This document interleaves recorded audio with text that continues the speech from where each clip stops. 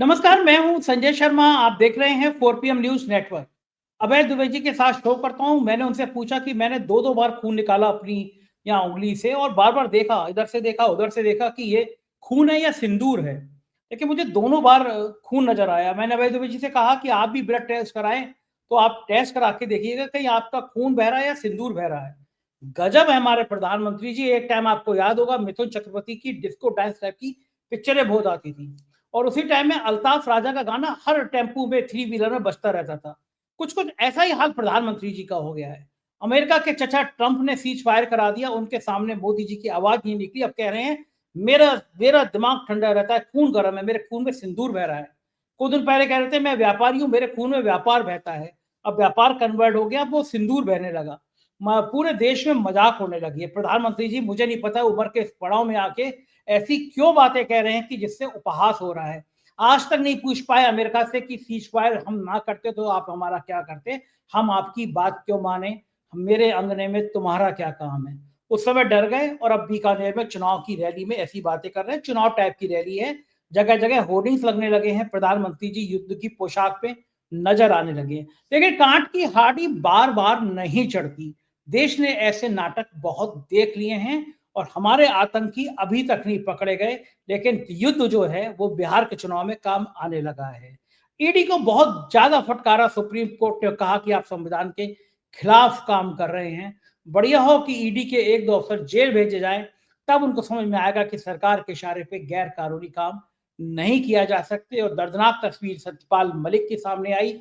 वो गवर्नर जिसने राम माधव संघ के प्रचारक और अंबानी के ऊपर 300 करोड़ रिश्वत देने का आरोप लगाया था। इन दोनों का तो कुछ नहीं बिगड़ा, लेकिन सीबीआई ने सतपाल मलिक के खिलाफ चार्जशीट दाखिल कर दी। अजब देश है, गजब देश है और पता नहीं क्या क्या बातें चल रही हैं। अभय दुबे जी से मैंने विस्तार में बातचीत की है, सुनिएगा। बहुत अच्छी बातचीत है। रिक्वेस्ट आपसे कि हम लोगों ने बहुत मन से 4 PM मिडिल ईस्ट शुरू किया है। खाड़ी के देशों की बढ़िया बढ़िया खबरें आपको मिलेंगी। ये उसका लोगो है। अगर आप यूट्यूब में जाएंगे, 4 PM मिडिल ईस्ट डालेंगे, इस चैनल को सब्सक्राइब करेंगे, तो आपको खाड़ी के देशों की कई अद्भुत कहानियां सुनाई पड़ेंगी। चलते हैं अभय दुबे जी के पास। चैनल को सब्सक्राइब ज्वाइन करिएगा, सुनिए क्या क्या कहते हैं। 4 PM न्यूज नेटवर्क में स्वागत है अभय दुबे जी आपका। आज मैंने वो जो अपने हाथ पे यहाँ पे 2 बार सुई लगा के देखी, एक बार उंगली पे लगाई और एक बार यहाँ सुई लगा के देखी। यहाँ पे तो इंसुलिन कभी कभी शुगर टेस्ट करने की लगाता हूँ, लेकिन छोटी सी छुपा के देखी। मैंने कहा एक यहाँ से और एक यहाँ से खून निकाल के देखूं, खून निकलेगा या सिंदूर निकलेगा। मेरे को पहली बार भी खून ही निकला, दूसरी बार भी खून निकला। फिर मुझे लगा हो सकता है कि जो इंसान सामान्य इंसान नहीं होते, बायोलॉजिकल नहीं होते, वो कहीं से अवतरित होते हैं, तो उनके अंदर खून की जगह सिंदूर आ सकता है। लोग प्राइम मिनिस्टर के बयान का मजाक उड़ा रहे हैं। प्राइम मिनिस्टर ने कहा कि मैं सीना तान के खड़ा हूं बीकानेर में। उन्होंने कहा मेरा दिमाग ठंडा रहता है, खून गर्म रहता है। और मोदी के रक्त जो है उसमें खून नहीं बह रहा, धमनियों में सिंदूर बह रहा है। कुछ दिन पहले उन्होंने कहा था मैं व्यापारी हूं, मेरे खून में व्यापार बहता है। आज कह रहे हैं खून में सिंदूर बहता है। दुनिया के, मैं दावा कर सकता हूँ, लोग मजाक उड़ा रहे हैं, दुनिया के किसी राष्ट्र अध्यक्ष ऐसा नहीं है जिसके खून में इतनी तेजी से चेंज हो सकता हो। कभी खून व्यापारी हो जाता है, कभी खून सिंदूर वाला हो जाता है। आप टेस्ट कराते हैं, ब्लड टेस्ट कभी इस बार कराए तो आप भी चेक कराइएगा कि सिंदूर है या खून है। मैं चूंकि सोशल मीडिया में दिन भर आज ये खून और सिंदूर, मुझे कबीर बेदी की पिक्चर याद आती रही, खून भरी मांग। मैं खून के सब किस्से याद आते रहे। तो ये प्राइम मिनिस्टर ने चेक किया होगा, क्यों कहा होगा उन्होंने कि वो खून नहीं सिंदूर बहता है। देखिए संजय जी, जिसको राजनीति का काका भी आता है वो इस बात को जानता है कि इस वक्त भारत के प्रधानमंत्री नरेंद्र मोदी छवि के संकट से जूझ रहे हैं। एक छवि मीडिया की मदद से, खुद अपनी भाषण कला की मदद से और विपक्ष की कमजोरी की मदद से उन्होंने 2013 में बनाई थी, जब वो प्रधानमंत्री पद के उम्मीदवार थे। एक छवि उन्होंने बनाई थी अपनी, 56 इंच का सीना,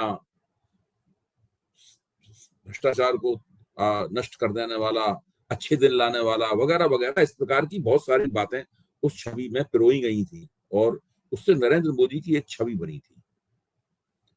उस छवि को पहला झटका लगता उससे पहले ही पुलवामा की घटना हो गई। वरना उस चुनाव में ही झटका लग जाता। मुझे पक्का यकीन है कि अगर पुलवामा की घटना नहीं होती और उसके जवाब में ऑपरेशन बालाकोट न किया गया, तो बालाकोट की सर्जिकल स्ट्राइक न की गई होती, तो 2019 के चुनाव में ही नरेंद्र मोदी के हाथ से बहुमत निकल जाता और वो गठजोड़ सरकार बनाते हुए नजर आते। बिल्कुल बिल्कुल मैं इसमें बिल्कुल मुझे इसमें कोई संदेह नहीं है और मैं इसको हर तरह से साबित भी कर सकता हूँ। मतलब बातचीत में वो उस एक घटना की वजह से ही वो बहुमत उन्हें मिल गया और थोड़ी कुछ सीटें भी बढ़ गई थी और एक कुछ परसेंटेज वोट भी बढ़ गया। तो वो छवि का जो संकट था, वो संकट उसकी वजह से दूर हो गया।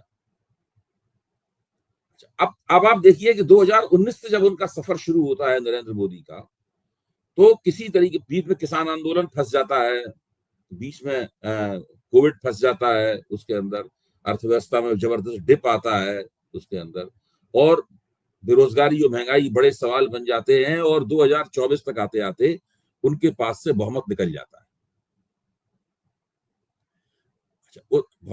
बहुमत निकलते ही वो साफ दिखाई पड़ने लगता है कि नरेंद्र मोदी की छवि वो नहीं रही जो 2013-14 में थी। और यहां तक कि राहुल गांधी उत्तर प्रदेश में जो सर्वे किया था CSDS ने, लोक नीति ने, उनकी जो अप्रूवल की रेटिंग थी वो नरेंद्र मोदी से आगे निकल जाती है 2024 के चुनाव के बाद में। और कई जगह राहुल गांधी उठते हुए नजर आते हैं, नरेंद्र मोदी की छवि गिरती है, बहुत नहीं गिरती है लेकिन एक गिरती है और राहुल गांधी उभरते हुए नजर आते हैं। ये पूरी प्रक्रिया लगातार चलती रहती है और साथ में ये चर्चाएं भी चलती रहती हैं कि भाई इनका आप 75 साल होने वाले हैं और अब इनके नाम पर वोट उस तरह नहीं मिलते इस तरह पिछली बार मिलते थे। राष्ट्रीय स्वयंसेवक संघ की समझ में आ गया और वो उनको हटाने जा रहा है। उनके उत्तराधिकारी की खोज शुरू हो जाती है, चर्चा शुरू हो जाती है। कौन होंगे? योगी आदित्यनाथ उत्तराधिकारी होंगे, अमित शाह उत्तराधिकारी होंगे, या राजनाथ सिंह जी उत्तराधिकारी होंगे? कौन होगा उत्तराधिकारी? ये सब बातें शुरू हो जाती हैं और ये भी चर्चा शुरू हो जाती है कि अब सरकार की और भारतीय जनता पार्टी का भविष्य का नेता कौन होगा, इस सवाल का जवाब नरेंद्र मोदी की मुट्ठी में नहीं है। इस सवाल का जवाब मोहन भागवत की मुट्ठी में आ गया है। ये सारी प्रक्रियाएं चल रही हैं। मतलब आप सोचिए, इसी वक्त पहलगाम में बैसलन घाटी में आतंकवादियों का हमला होता है और वो 26 बेकसूर भारतीयों को उनकी पत्नियों के सामने गोली छोड़ा देते हैं। उसी में एक कहता है कि अब जाओ मोदी को बता देना। उसके बाद लंबे अरसे तक 15 दिन से ज्यादा तक ठंडा पड़ी रहती है पूरी सरकार। उसके बाद में फिर 7 और 8 की तारीख को एयर स्ट्राइक होती है। उसके बाद हम जानते हैं कि मिसाइल वार और ड्रोन युद्ध चलता है और उसके बाद जब भारत का हाथ ऊपर हो रहा होता है, जब भारत पाकिस्तान पे बैलिस्टिक मिसाइलें दाग रहा होता है, तभी ट्रंप साहब प्रकट होते हैं और ऐलान करते हैं कि संघर्ष विराम हो गया। अच्छा, अब इससे क्या होता है कि छवि का जो संकट 2024 के बाद शुरू हुआ था, वो छवि का संकट और बढ़ जाता है और संगीन हो जाता है छवि का संकट। अब नरेंद्र मोदी कैसे वो बालाकोट स्ट्राइक से जो छवि प्राप्त हुई थी या 2013 में जो छवि बनाई थी, जिसका नवीकरण बालाकोट स्ट्राइक में हो गया था, रेनोवेशन हो गया था उस छवि का, वो छवि अब दोबारा किस तरीके से प्राप्त करें? अब तो सब जगह चर्चा ही चल रही है कि भाई दुनिया का कोई भी देश भारत के साथ खड़ा हुआ नहीं है। वो कौन से विमान हैं जो गिर गए, जिन्हें पाकिस्तान ने चीनी साथ सामान, चीनी हथियारों और विमानों से गिरा दिया? वो कौन से विमान है? एयरफोर्स भी कह रही है कि भाई हमारे पायलट वापस आए हैं, विमान नहीं वापस आई, एयरफोर्स का दावा नहीं है। तो ये सब जो पूरी स्थिति है, इस स्थिति में बहुत मुश्किल है 2013 और 2019 वाली छवि को, पोस्ट बालाकोट छवि को दोबारा हासिल कर पाना। और ये चीज नरेंद्र मोदी की बिल्कुल समझ में आ गई है कि वो छवि दोबारा हासिल, इसीलिए वो कोशिश कर रहे हैं कि कोई पुरानी लफाजी, किसी किस्म की कोई लफाजी जो है वो पकड़ में आ जाए, एक ऐसी चीज पकड़ में आ जाए कि लोगों को पसंद आ जाए। जैसे अच्छे दिन लोगों को पसंद आ गई थी, 56 इंच का सीना लोगों को पसंद आ गया था। ये सब बातें जो करते थे लोगों को बड़ी पसंद आती है। लोगों नए किस्म का आदमी है, नए किस्म की बात कर रहा है। कांग्रेस के शासन से लोग उकता चुके थे। यहाँ तक अटल बिहारी वाजपेयी का शासन भी उनको लगता था कि बदली हुई कांग्रेस का ही बदला हुआ शासन है। लोगों को लगता था, ऐसा नहीं लगता था अटल बिहारी वाजपेयी का शासन कोई अलग तरह का शासन है जो कांग्रेस से रेडिकली भिन्न तरह का है। उन्हें लगा कि मोदी में वो बात है। इसलिए मोदी की बहुत सारी ज्यादतियां, जैसे कि सबसे बड़ी ज्यादती तो उनकी नोटबंदी थी, वो भी लोगों ने बर्दाश्त कर ली। लोग उसको पी गए, लोगों ने लगा कि नया आदमी, इसको मौका दो। फिर अटल बिहारी, जब संसद में हमला हुआ अटल बिहारी वाजपेयी के जमाने में, अटल बिहारी वाजपेयी ने फौज तो मोबिलाइज कर ली थी, लेकिन वो विदेश नीति के जरिए ही उस मसले से निपटने की उन्होंने कोशिश की। अटल बिहारी वाजपेयी ने कारगिल में जरूर उन्होंने लड़ाई लड़के अब वापस युद्ध जीता उन्होंने, अटल बिहारी वाजपेयी ने, लेकिन संसद में हमले का अटल बिहारी वाजपेयी का यही रवैया रहा।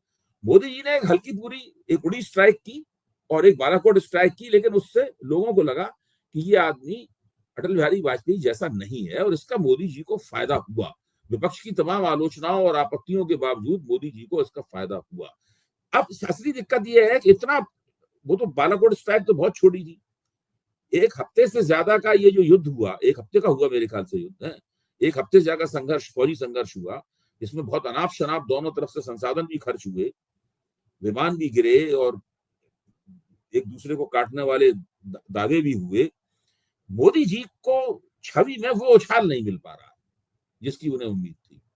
और साथ में यशवंत देशमुख ने सर्वे कर दिया, जो सर्वे में आया कि भाजपा के समर्थकों का एक हिस्सा ही पूछ रहा है सवाल, जो विरोधी है वो तो पूछ ही रहे हैं सवाल। ये जो कांग्रेस ने सवालों की सूची तैयार की है, जो सरकार के सामने रखी है, हम लोग जानते हैं वो सवाल क्या है। वो सवाल केवल कांग्रेस के सवाल नहीं है, वो भारतीय जनता पार्टी के समर्थक वर्ग के भी सवाल है। ऐसी बात नहीं है कि वो भाजपा को गाली दे रहे हैं या मोदी गाली दे रहे हैं, वो आप वोट नहीं देंगे इसका अनाउंसमेंट कर रहे हैं और आगे वोट नहीं देंगे, ऐसी कोई बात नहीं है। अभी तक इस तरह की कोई, मैं नहीं समझता हूं कि बात यहां तक पहुंची है, लेकिन बात यहां तक पहुंच सकती है, इसका अंदेशा। इसलिए बहुत ज्यादा परेशान है कि क्या ऐसा किया जाए कि हम कहें अब ये एक तरह की लफाजी है कि मेरी रगों में गरम गरम सिंदूर बह रहा है। कुछ भी किसी तरीके से कुछ ऐसी लफाजी खोजना चाहते हैं जिससे अचानक लोगों को लगे कि यही है वो इलेक्ट्रिक मोमेंट, वो बिजली जैसा क्षण, चमकता हुआ क्षण यही है जिसके अंदर नरेंद्र मोदी का फिर व्यक्तित्व और उनके पीछे एक औरा, एक पीछे प्रभा मंडल उनका दमकता हुआ, जैसे कैलेंडर में दिखाया जाता नहीं, भगवान के पीछे एक चक्र चल रहा होता है यहाँ पे, मतलब है उस तरह का वो चाहते हैं। वो फिर से वो जादुई मामला हो जाए। दरअसल भारत की राजनीति आज दिशा में किसी के पास वो जादुई आभा मंडल नहीं है। हमारे मायावती के पीछे जादुई आभा मंडल होता था, दलितों की नेता है, दलित की बेटी, चला गया। नरेंद्र मोदी के पीछे जादुई आभा मंडल होता था 13, 14, 15 में तो था निश्चित रूप से, मतलब गया, खत्म हो गया। राहुल गांधी धीरे धीरे उभर रहे हैं, अभी वो उस स्थिति में नहीं आ पाए हैं जो दावा कर सकें कि भाई उनके पीछे वो ऐसा जादुई आभा मंडल है। लेकिन जब उन्होंने भारत जोड़ो यात्रा की थी, उस वक्त उनकी एक तपस्वी और संत की छवि प्रोजेक्ट हुई थी, जिससे मोदी जी और पूरी भाजपा चौंक गई थी। राहुल गांधी की निंदा करना उन दोनों उनके लिए मुश्किल हो गया था और उसका राहुल गांधी को बहुत फायदा हुआ उसका पूरे का। मतलब वो एक ऐसा क्षण था जब राहुल गांधी वो छवि प्राप्त करने की तरफ बढ़ते हुए दिखाई पड़े थे, जिस तरह की छवि लोगों को राष्ट्र का नेता बनाती है। इस वक्त देश में ऐसा कोई नेता नहीं है जो खड़ा हुआ हो, सारी देश की जनता उसको मुग्ध भाव से देख रही हो, मंत्रमुग्ध होकर देख रही हो, चुपचाप उसको सुन रही हो, एक एक बात को उसकी याद कर रही हो, एक एक नारा लोगों की जुबान पे चढ़ रहा हो, वो सब बातें खत्म हो चुकी हैं। अब ये बहुत ही कठोर राजनीतिक जमीन पर सब लोगों की कसौटी, कठोर राजनीतिक जमीन पर हर एक को कसौटी पे कसा जा रहा है, चाहे वो भाजपा हो, चाहे वो अमित शाह हो। अब आप सोचिए, ये जो पूरा प्रकरण हुआ, जिनको नरेंद्र मोदी का उत्तराधिकारी कहा जाता है अमित शाह, जो दरअसल वैसरण में जो सुरक्षा चूक हुई उसके जिम्मेदार हैं, आपने उनका बयान सुना कोई इस बीच में? अमित शाह का गायब है एकदम, बिल्कुल सन्नाटा है उनकी तरफ से, बिल्कुल सन्नाटा है उनकी तरफ से। मोदी जी भी बहुत कम बोल रहे हैं। तो बोला तो ऐसा बोला ऐसा बोल रहे हैं, लोगों को वो लफाजी पसंद नहीं आ रही है।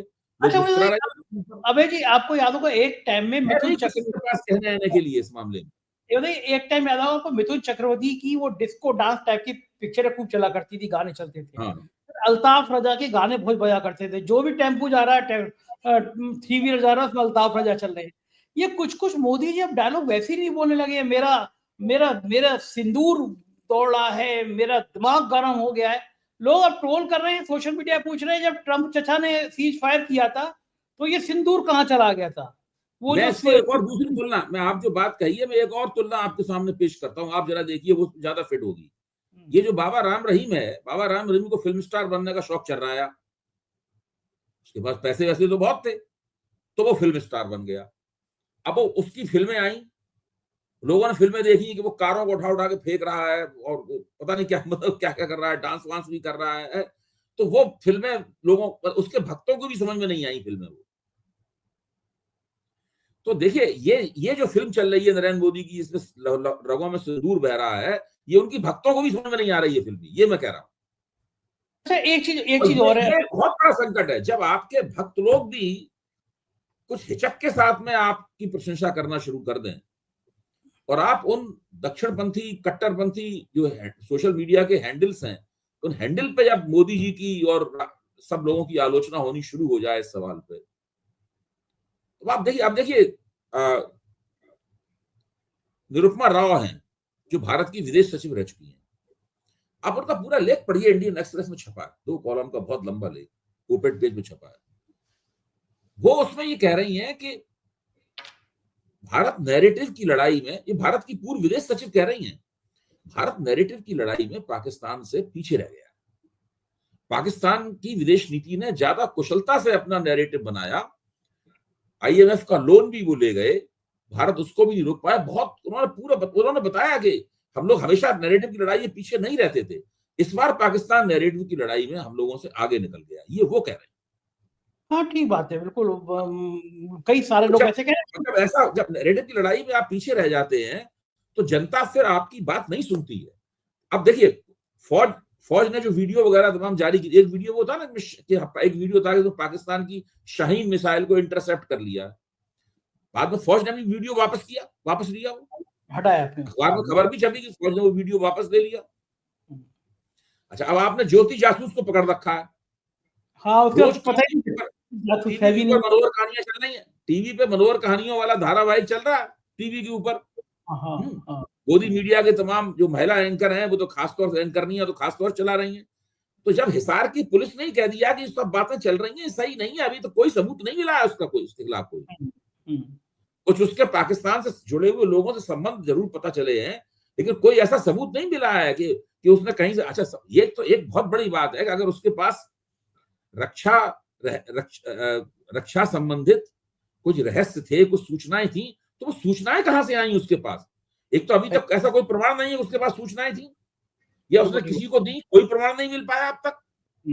ये बात सही है कि वो पाकिस्तान गई, पाकिस्तान के खर्चे पे गई, ये सारे प्रमाण हैं। तो ये कोई गुनाह नहीं, पाकिस्तान हमारा शत्रु राष्ट्र आज तक नहीं है, लेकिन उसके जरिए एक शक का माहौल बनाया जा रहा है। वो गुनाह नहीं है, लेकिन उसके जरिए एक शक का माहौल बनाया गया है और उसको बाकायदा गद्दार, जासूस वगैरह सब ये कहा जा रहा है। हो सकता है कोई यही निकले, हम नहीं कहने की स्थिति में नहीं है कि ऐसा नहीं होगा, हो सकता है वही निकले, लेकिन आज की स्थिति में वैसा नहीं है। आज की स्थिति में नहीं है, क्योंकि हिसार पुलिस ने भी रिपब्लिक टीवी ने सुशांत राजपूत की जो रिया चक्रवर्ती उनकी जो महिला मित्र थी, जो उनके साथ वो रहती थी, उसके बारे में आप किसी से भी पूछे गए कि रिपब्लिक टीवी ने उनकी जिंदगी बर्बाद कर दी।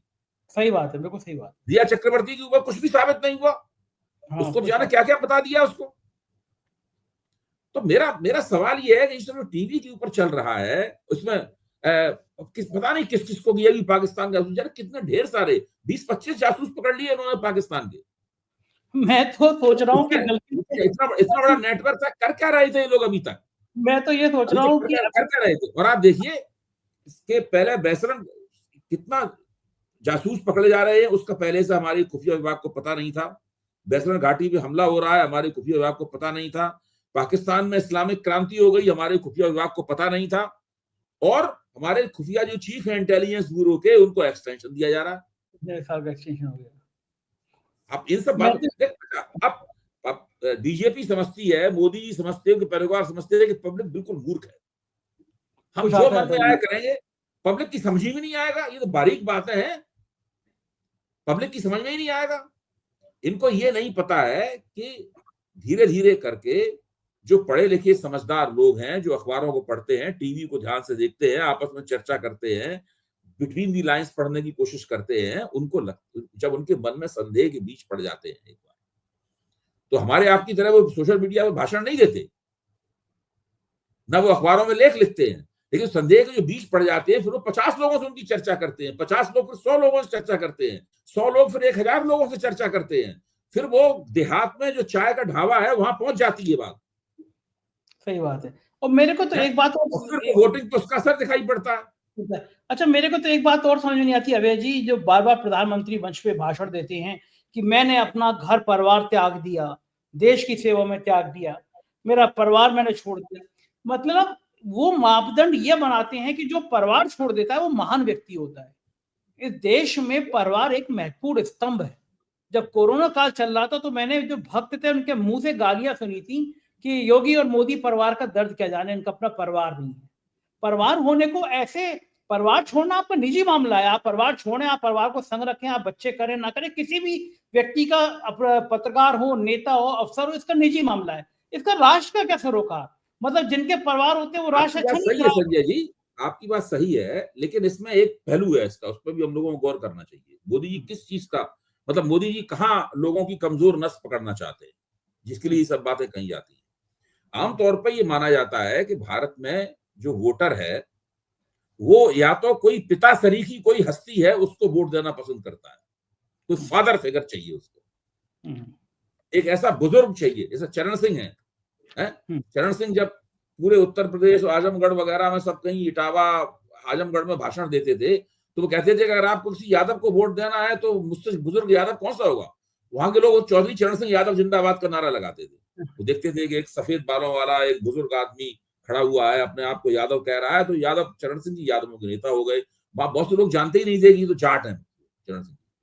और चरण सिंह जी ने ये खेल बहुत बहुत दिन तक खेला। मैंने खुद सुना उनका भाषण ये कि अगर आपको किसी यादव को वोट देना है तो मुझसे ज्यादा बुजुर्ग यादव कौन सा होगा। तो लोग आमतौर पे क्या है, एक तो किसी फादर फिगर को वोट देना चाहते हैं, किसी के साथ अपनी शिनाख्त करना चाहते हैं, आइडेंटिफाई करना चाहते हैं, पहली बात। दूसरी बात लोगों में ये होती है कि लोगों को अगर लगे उनका नेता त्यागी तपस्वी है, कुर्बानियां देने से नहीं हिचकता है, और रोजमर्रा की जिंदगी में दूसरे और चक्करों से नहीं उलझा हुआ। इस बीच में परिवारवाद भी राजनीति में भारत में बहुत है। तो एक ऐसा व्यक्ति जो कहता है कि भाई हमारा तो कोई परिवार ही नहीं है, इसलिए हम पे परिवारवाद का आरोप लग ही नहीं सकता, दूसरों पर परिवारवाद का आरोप लगाता है। तो मोदी जी इन सब बातों का लाभ उठाना चाहते हैं, उन्हें लाभ मिला भी है इन सब बातों का, इसमें कोई शक नहीं, लेकिन ये सब पुरानी हो गई ये बातें अब, ये मैं कह रहा हूँ। कब तक चलेगा एक ही टेप रिकॉर्ड? हो चुका, ये तो काट की हांडियां है, एक बार चढ़ गई। आपके पास, लोगों के पास एक काट की हांडी होती है, इनके पास 10-12 थी। ऐसा है कि लोगों के पास एक काट की हांडी होती है, इनके पास 10-12 थी। वो सब 10-12 हांडियां 10 साल में खत्म हो चुकी हैं। 2024 को पता चला है कि इनको काट की हांडियां इनकी सब खत्म हो चुकी हैं, बहुमत गिर गया उनका। आपने उस ज्योति जासूस की बात करी अवैध जी, मुझे याद आया कि बहुत बड़े शायर थे, उन्होंने मुझसे कहा कि पाकिस्तान में बड़ा मुशायरा होता है, इस बार आपको भी नहीं होता जाएगा। तो मैं सोच रहा हूँ गलती से मैं चला गया होता पाकिस्तान तो अरे मत जाइए अभी, तो मैं बंद हो गया होता ज्योति की पड़ोस वाली। अरे अभी मत जाइए, अभी मत जाइए, अभी तो नहीं, लेकिन आपको गद्दार घोषित कर दिया जाएगा। इतना होने के बावजूद भी भारत ने अभी तक पाकिस्तान को शत्रु राष्ट्र घोषित नहीं किया है, वो हमारा शत्रु राष्ट्र आज भी नहीं है। बातें हमने कहा कि हम वो जो परेड है बाघा बॉर्डर वाली बंद, जिस दिन हमला हुआ वो शुरू हो गई। अब इनसे पूछो कि क्या वो आतंकी मिल गए जो तुमने परेड शुरू करा दी वहां पे, वो बंद क्यों कराई गई? अभी जयशंकर से सवाल पूछा गया विदेश में कि आपको वो आतंकवादी कहाँ हैं जिन्होंने हमला किया था, क्या उन्हें पकड़ लिया गया? तो नहीं, हमने उनको पहचान लिया गया गजब आइडेंटिफाई कर लिया, उनको पकड़ा नहीं गया। इतना महान काम कर दिया। लेकिन एक और बड़ी घटना हुई है, सुप्रीम कोर्ट ने ईडी को बहुत बुरी तरह फटकारा है और सुप्रीम कोर्ट ने यह कहा है कि ईडी संविधान के खिलाफ जाके काम कर रही है। सुप्रीम कोर्ट बार बार ईडी को, सीबीआई को चेतावनी दे रहा है। बड़ी दर्दनाक तस्वीर आज सत्यपाल मलिक की सामने आई सोशल मीडिया पे। तस्वीर देख के दुख हुआ मुझे। जम्मू कश्मीर का वो गवर्नर जिसको 300 करोड़ रुपए की रिश्वत देने का आरोप राम माधव संघ के प्रचारक और अंबानी ग्रुप पे था, उसने बता दिया ये 300 करोड़ की रिश्वत लेने आए थे। सीबीआई जांच हुई, उनसे तो पूछताछ नहीं हुई, लेकिन सीबीआई इनसे पूछताछ कर रही थी। और दूसरे केस में आज वो बेचारा बिल्कुल मरणासन अस्पताल में हालत में अस्पताल में है, बेड पे है, ईश्वर उनको लंबी उम्र दे। लेकिन सीबीआई ने इस तरह के व्यक्ति को आज एक मामले में चार्जशीट दे दी, मलिक साहब को चार्जशीट दे दी, और मलिक साहब को जो रिश्वत देने गए थे संघ के प्रचारक राम माधव जी, उन पर कुछ नहीं हुआ। सुप्रीम कोर्ट ने ईडी को बहुत बुरी तरह फटकारा, लेकिन क्या फटकार से ये ईडी और सीबीआई सुधर जाएगी या इनके कुछ नकेल अच्छा, आप बताइए सुप्रीम कोर्ट की फटकार से अगर सुप्रीम कोर्ट की फटकार का कोई असर पड़ता तो ये आपके जो राज्यपाल लोग हैं, जो हमारे उपराष्ट्रपति महोदय हैं, इन लोगों को चेतना आती? कोई चेतना नहीं आई। ईडी और सीबीआई, इनकम टैक्स, ये पूरी तरह सरकार के प्यादे हैं। इनकी जो संस्थागत स्वायत्तता है, इनकी जो इंस्टीट्यूशनल ऑटोनॉमी है, वो पूरी तरीके से खत्म हो चुकी है। इसमें चुनाव आयोग को भी आप जोड़ लीजिए, इन सभी जगहों की संस्थागत स्वायत्तता खत्म हो चुकी है पूरी तरह। कोई इंस्टीट्यूशनल ऑटोनॉमी इनके अंदर नहीं है।